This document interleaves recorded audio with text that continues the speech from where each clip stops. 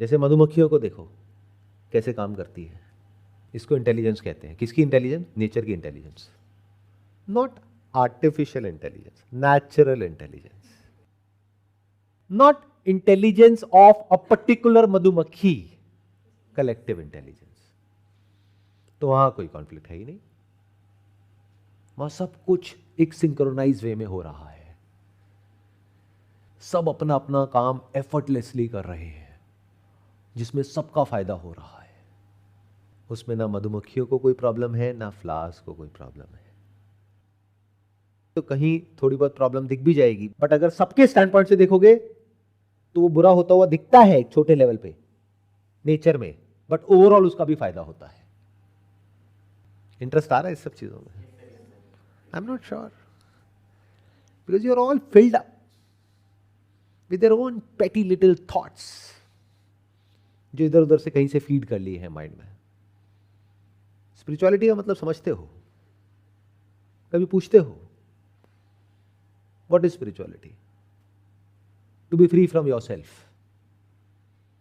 If you can be absolutely free from your self, तब आप देख सकते हो, क्योंकि आप अंदर से शांत हो। बट आपके जो भी सो कॉल्ड गुरु हैं, क्या वो पूरी तरह से फ्री है? क्या उनका कोई पर्सनल एजेंडा है?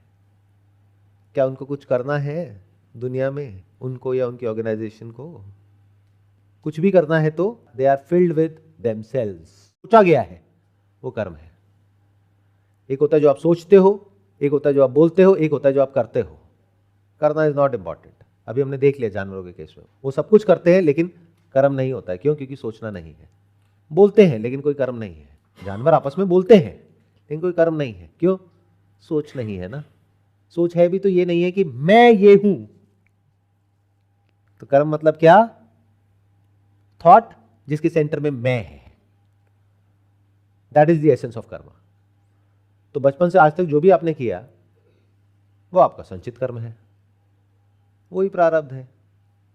मतलब क्या? जब आप 6 महीने के थे तब आपने जो किया, क्या वो आपका संचित कर्म है? क्या वो प्रारब्ध है? या जब मां के पेट में थे, या उससे पहले, क्या आपको ऐसा लगता है कि आप किसी और योनि में थे?